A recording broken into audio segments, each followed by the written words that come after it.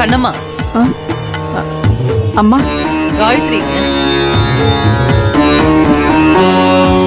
காயத்ரி ரூம்ல இல்ல. எனக்கு முன்னாடி ரெடியாகி இங்க வந்திருப்பாளோன்னு நினைச்சேன். அவளை எங்கேயும் காணோம். நானும் அவளதாம்மா தேடிட்டு இருக்கேன். நேத்து ஈவினிங் நம்ம கூட வந்து இறங்கும் போது காயத்ரிய பார்த்தேன். இங்க இவ்வளவு வேலை இருக்கும் போது இப்படி பொறுப்பு இல்லாம அவ எங்க போனா? கண்ணம்மா, நீங்க காயத்ரிக்கு போன் பண்ணி அவ எங்க இருந்தாலும் உடனே வர சொல்லுங்க. சரிங்கம்மா.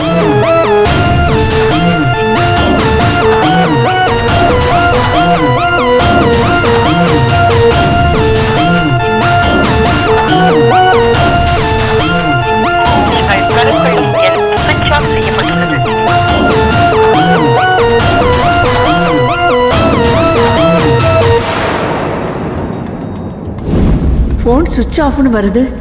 எங்க போயிருப்பா?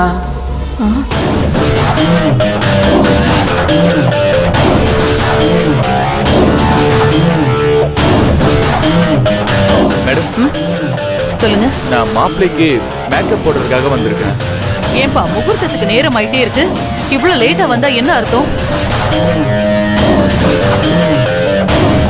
விஸ்வநாதா. அக்கா, இங்க வா. உங்ககிட்ட ஒரு பொறுப்பை ஒப்படைச்சா அதை கரெக்டா செஞ்சு முடிக்க மாட்டியா? என்னக்கா, ஏதாவது பிரச்சனையா? என்ன விஸ்வநாதா, முகூர்த்தத்துக்கு நேரம் ஆயிட்டு இருக்கு. மாப்பிள்ளைக்கு மேக்கப் போட இவ்வளவு லேட்டா வந்திருக்காங்க. சரி சரி, சீக்கிரமா இவரை கூட்டிட்டு போய் செழியனை ரெடி பண்ணு போ. சரிங்கக்கா. தம்பி, இவ்வளவு லேட்டா வந்து எப்படி? வாங்க போலாம். சார், நான் லேட்டாலாம் வரல சார். நான் வந்து 1 ஹவருக்கு மேல ஆகுது. 1 ஹவரா? அப்புறம் ஏன்பா இங்க வந்து சுத்திக்கிட்டு இருக்கீங்க? மாப்பிள்ளையோட ரூம் நம்பர் சொல்லிட்டாங்களே, அங்க போய் மாப்பிள்ளைய ரெடி பண்ண வேண்டியதானே? சார், நான் முதல்ல என்ன சொல்ல வரேன்னு கேளுங்க. நீங்களா உங்க இஷ்டத்துக்கு பேசிட்டு இருந்தா என்ன அர்த்தம்? சரி, என்னன்னு சொல்லியா? டைம் ஆகுதுல்ல. மாப்பிள்ளைய ரூம்ல காணோம் சார்.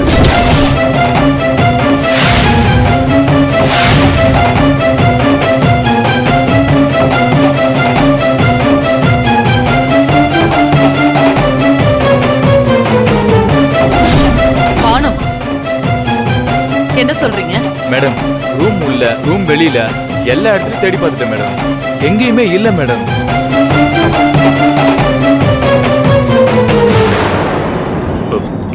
டே விஸ்வநாதா, செழியனுக்கு போன் பண்ணி அவன் எங்க இருந்தாலும் உடனே வர சொல்லு. சரிக்கா. மேடம், நான் சார் நம்பருக்கு போன் பண்ணியும் பார்த்துட்டேன். சுவிட்ச் ஆஃப்னு வருது.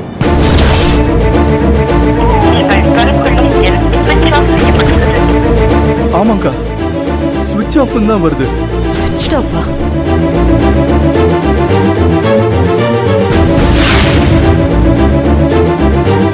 போன் சுவிட்ச் ஆஃப் பண்ணி வச்சுட்டு அவன் எங்க போனான்? ஒருவேளை நமக்கே தெரியாம செழியன் கிட்ட காயத்ரி எல்லா உண்மையையும் சொல்லி செழியன் சம்மதத்தோட 2 பேரும் எங்கேயாவது தலைமறைவாயிட்டாங்களா?